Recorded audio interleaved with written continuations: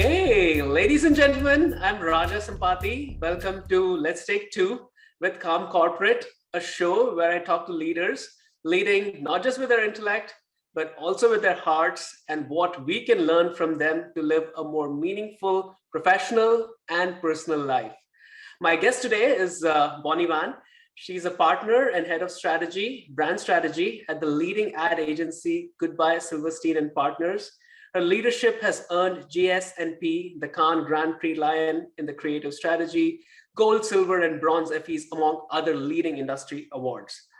Beyond the industry, Bonnie has created the Life Brief to help people live with greater clarity, creativity, and courage by teaching them how to write briefs for their lives.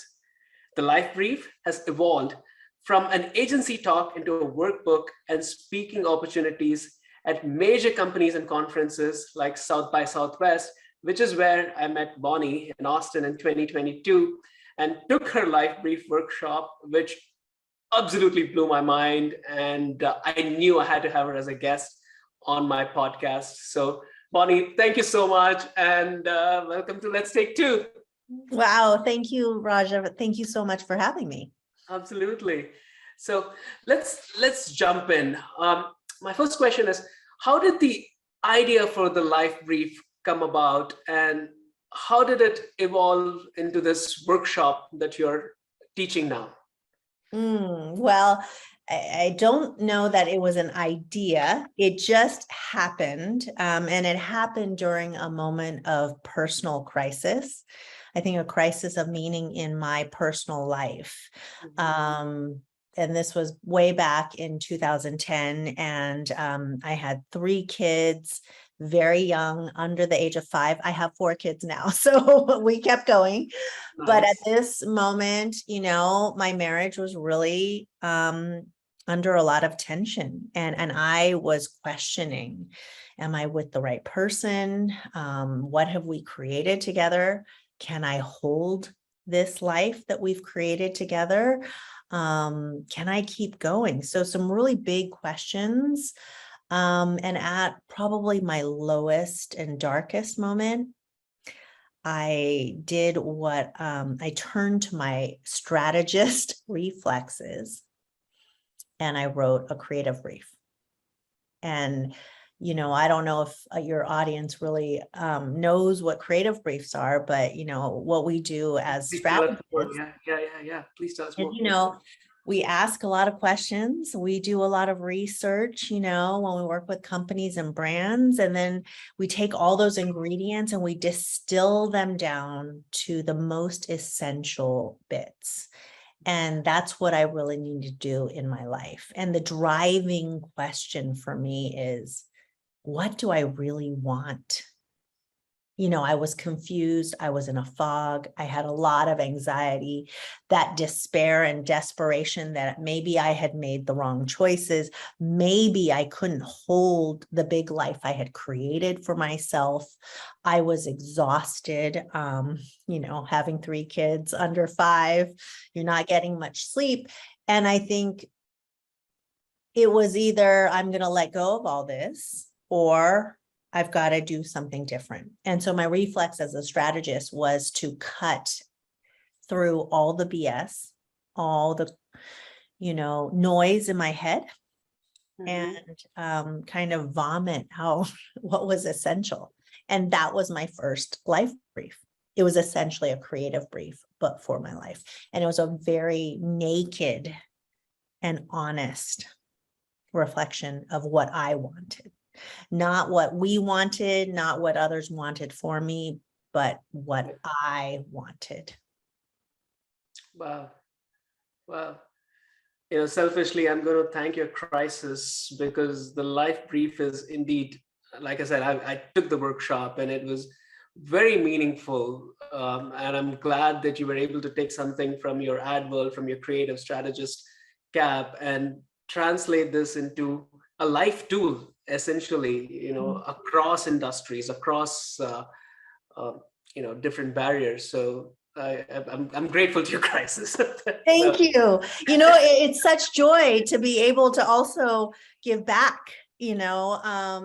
and serve people in a way that, or to translate the things that I've been doing professionally, to be of greater service beyond me, beyond our agency, beyond mine. And it's really, I call it my gift work.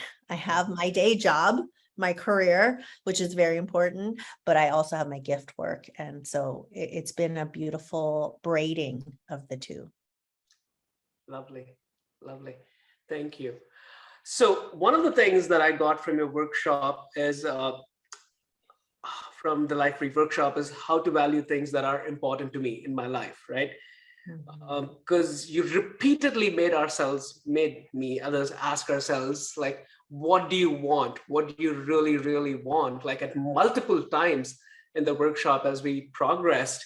And while I worked through it, and my first answers were the obvious things like money, success, career, etc., etc. Very, very tangible, quantifiable things. Going through it, as you said, the distilling of it, it came down to the most intangible thing that I wanted was to be really content and happy and joyful. And so no pressure, but in the time we have, tell us, how can we determine what do we really, really want? Yeah. Listening to you talk about your experience, it reminds me, it's a really layered approach. In fact, I call it a practice, because it's not a one and done thing. And I think what you just described is what the practice is really all about. A constant unpacking, to reveal new layers of what we want. It's always evolving, and it grows as you grow. And as you, I think, get closer and closer into that inner voice and your own truth about what you want. And, what you talked about, what I want in my career and the successes and the achievements, David Brooks, which is he's a great writer. He writes for the New York Times, Washington Post, and he has a book called The First Mountain, and he describes that we have these first mountain wants. Or I call them our resume values, the accomplishments and achievements that we've been taught make for a successful life, right? And those are real. Those are real wants. And usually I think when I ask the question of people in my workshops or in my talks, those are the first mountain or resume values come out first. I want this role, this title, or this relationship, the house and the picket fence, maybe, to be really nostalgic and the classic American dream. But as people take on this practice and continue with it, always coming back and re-asking that question, what do I want? What we find is what emerges are what I call our eulogy values. Not the outer successes, but the inner journey, the inner experience, and what David Brooks calls the second mountain, that which is truly meaningful. And so the invitation one is to embrace this as a practice. And if I were to break it down into its most essential part, it is that question: what do you want? Not what are you in the mood for? Not what do you think you want? Not what do your parents want for you, or your partner, or your children, or your best friend. What do you really, really want in your heart of hearts? Maybe what you want that you haven't admitted to yourself yet. That's where all the juice is, right? That's where we're really trying to get to. And I think it's as much as what do you want to achieve, what do you want to have, what do you want to gain, as it is, it's really about how do you want? How do you want to experience? How do you want to feel? How do you want to show up in your relationships, the most important ones in your life? How do you want to show up in your work? How do you want to show up for yourself? And how do you want to be of greater service beyond yourself? These are the critical questions. But I find that in our always on lives, we're all in the busy trap, and always on content. There's so many things to occupy our attention. The life brief is really a practice of where you aim your attention.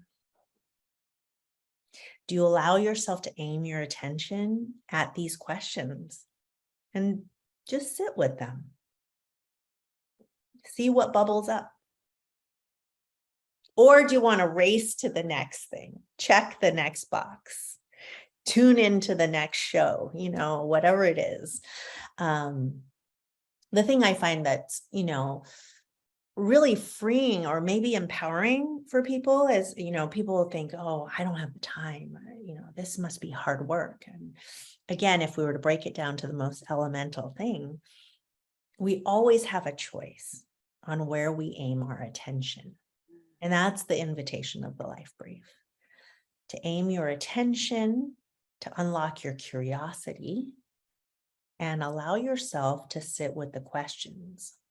And the most essential one being, what do you really want?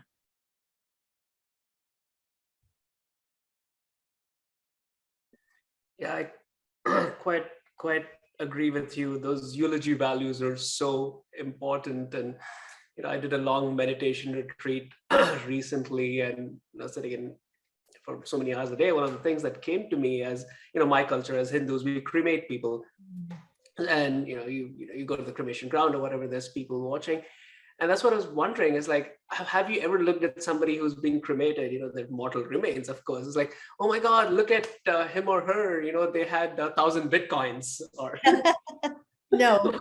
whatever, right? I mean, like their net worth was at the time of their death. Yeah, exactly.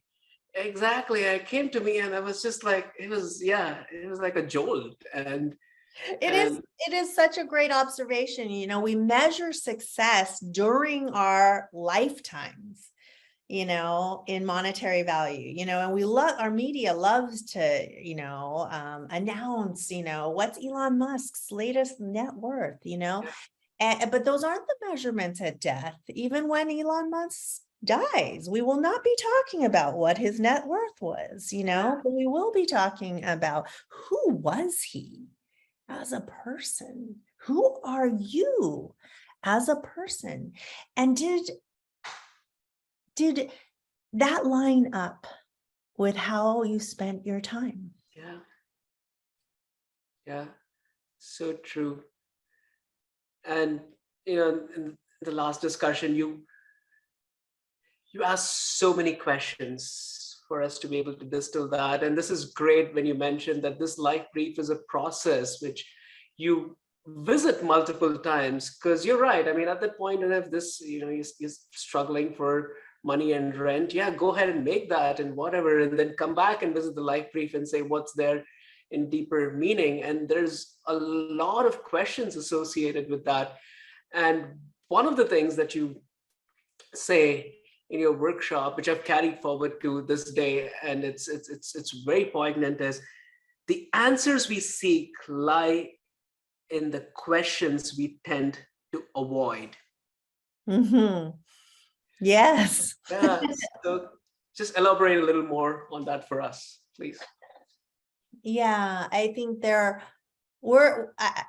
way I experience our culture these days, and as a creative strategist, I get to study culture, I find that because we live in tweets and short character thoughts, and we read headlines, I feel depth disappearing, our patience disappearing. We've become a very impatient, fast moving culture. In my business, we always talk about, work at the speed of culture, work at the speed of business, and that's fast.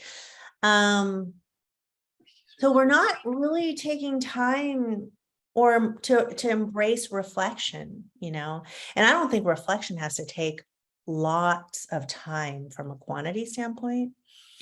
But it does take presence. And again, let's go back to the word attention, unadulterated attention, right? And I think we're a little bit out of practice as a society. And so when questions hit us, either they come from within or they, or they show up, maybe for someone through this podcast and our conversation, what do you really want? Or for me, in that moment of despair, did I marry the right person? Am I in the right relationship? Do I want to leave? What do I do with this? And, that question, do I stay? Do I leave? These are the questions that I think, challenge people. And I find a lot of people who I meet in my workshops is there's a lot of fear about what answers are going to come up when I allow myself to ask those questions. And that fear, I think, makes us grab our phones or turn on the TV or run to the next to-do list item. It just, we either run, suppress, or bat away these questions, right? And that's what I mean by avoidance. But it's interesting because in all the years that I've been practicing the life brief, what I've discovered is when we create the space, when we allow ourselves to drop into these questions, not with fear, but with curiosity and an open heart, the answers often surprise us. For instance, my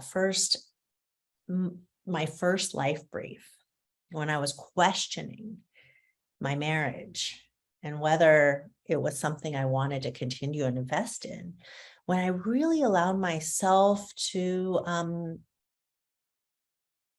sit with, what do I really want? What I discovered was that what was wrong was not my relationship with my husband. Yes, those were symptoms. It was actually our relationship with time.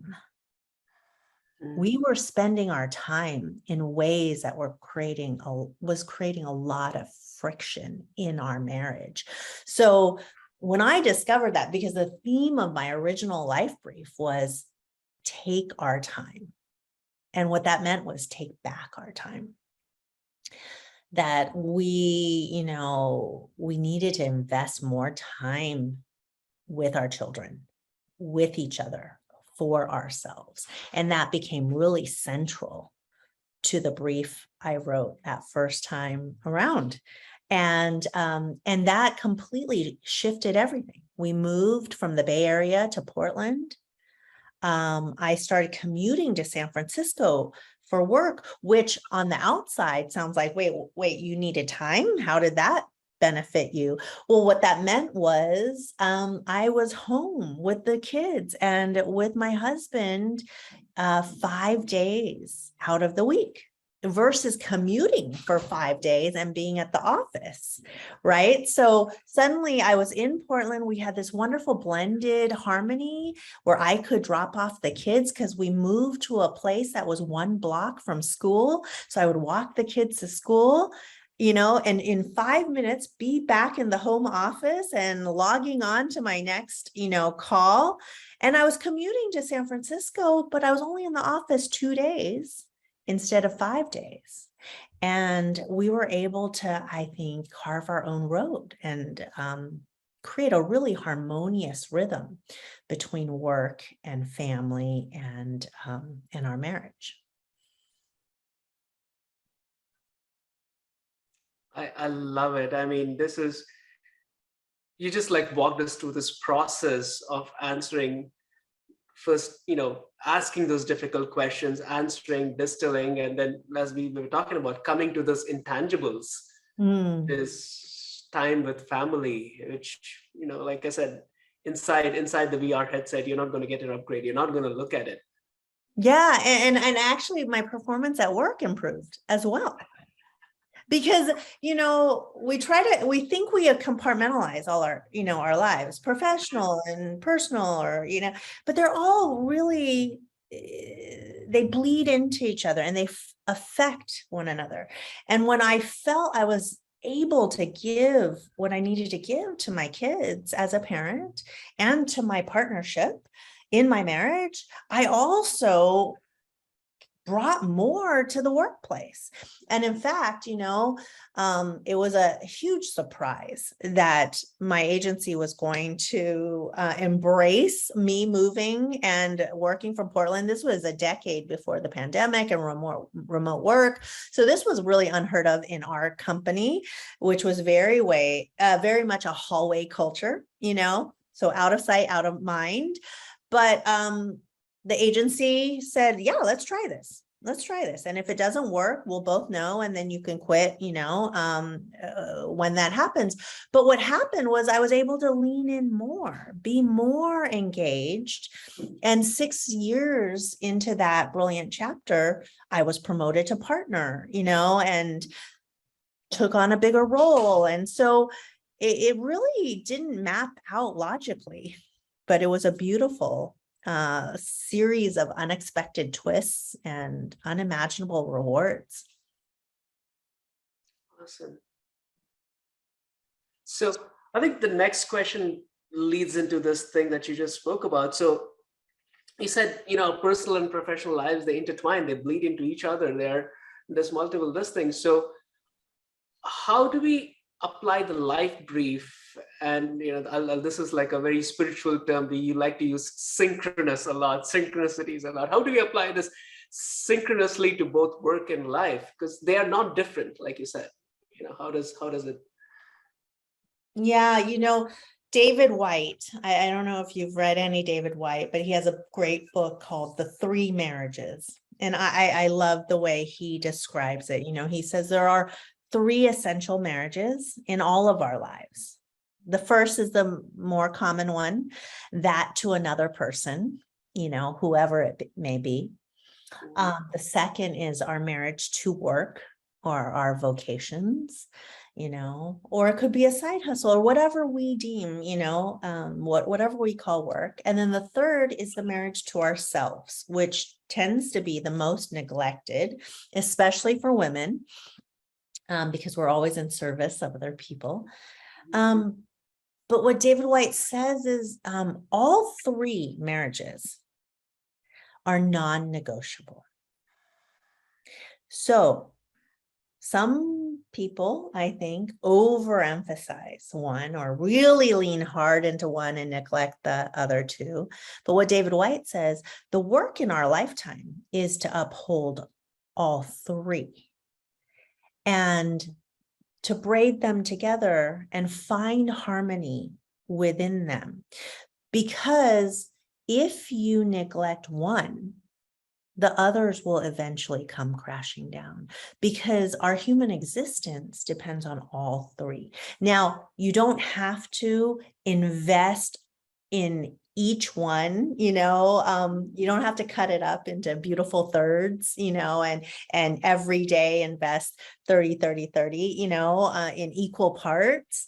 But what I do find is as soon as you feel one is being neglected, you need to give it some attention. And again, going back to the distillation, the practice of distillation, which is the life brief, right? Getting essentially to what really matters, what matters most. That practice has been so potent in my life because I know that my priorities lie in my family, my role as a leader, the life brief, and then how I nurture and nourish myself. That's it, those 4 things. And that allows me to radically prioritize those things. And those are 4 worlds that are infinitely expansive. So I can fill up all of my time just with those 4. And I think the life brief helps me get clear about what I want and how I want to show up in each of those 4 parts of my life. Yeah. Yeah. Now, that's great that you described these 4 parts. Now, when you said priority, so you obviously can't prioritize all of them at the same time, or so what happens when there is a conflict? Because your family is so important to you. You spoke about them multiple times during the workshop, spoke about them today, and your role as a leader is also equally and essentially important. So how does, and yes, they remain in synchrony, but there are what happens when there's friction? How do you deal with it? Yeah, well, here's the first thing is I don't have the same relationship with time that I used to have. I have found that you can really bend time to your benefit. Quantity of time does not equate to quality of time. So I can create a lot of impact in 5 minutes.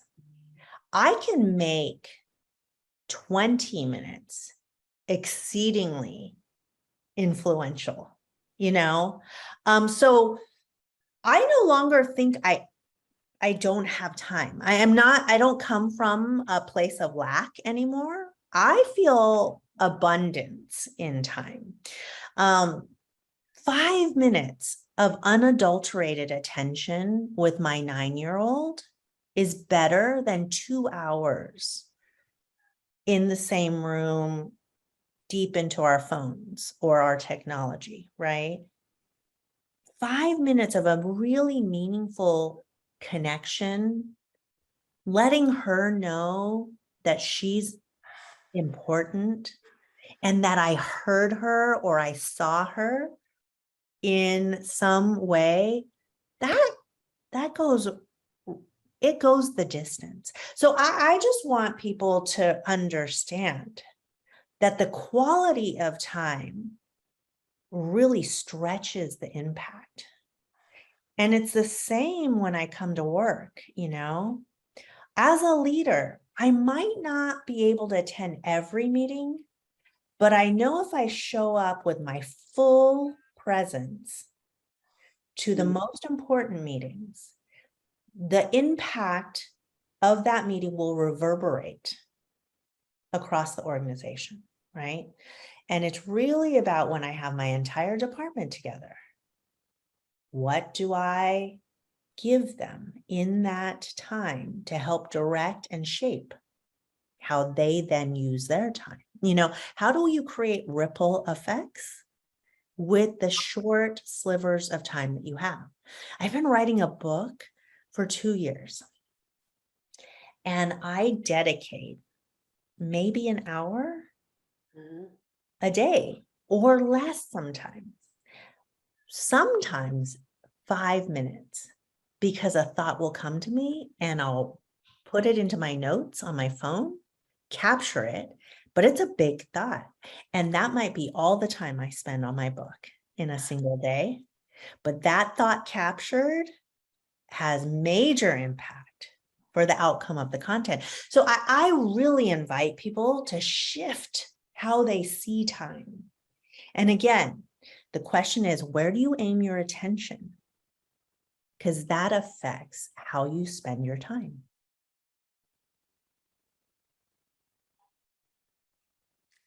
That's so wonderful that you say that. And this is something that with what I do and with mindfulness and whatever, and it's the same, this whole panacea that yes, it'll cure your headache and you'll fix your marriage and get all your money back or whatever, right? And like, that's what it comes down to. That's why when I tell people it's going to make you present in everything that you're doing.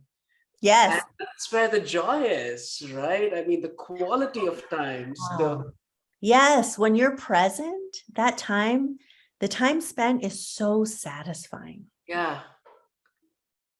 Yeah, that unadulterated attention. I mean, one of the things I say in my workshop is attention is love. Attention is everything. Yeah, Attention is joy, and meditation is the practice of attention, right? exactly. Exactly. Yeah.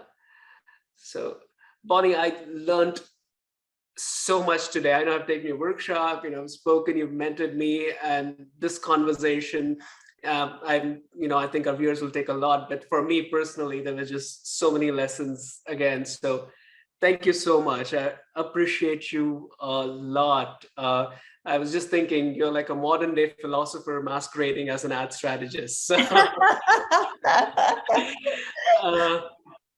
Well, and it's such a joy to reconnect with you. I hope we get more and more opportunities. I'm so excited about Calm Corporate and what you're doing and what you're, the impact that you are having in the world. So thank you. thank you. I appreciate that. So where can people find you? How's the best way to connect with you? I want to add it in the show notes.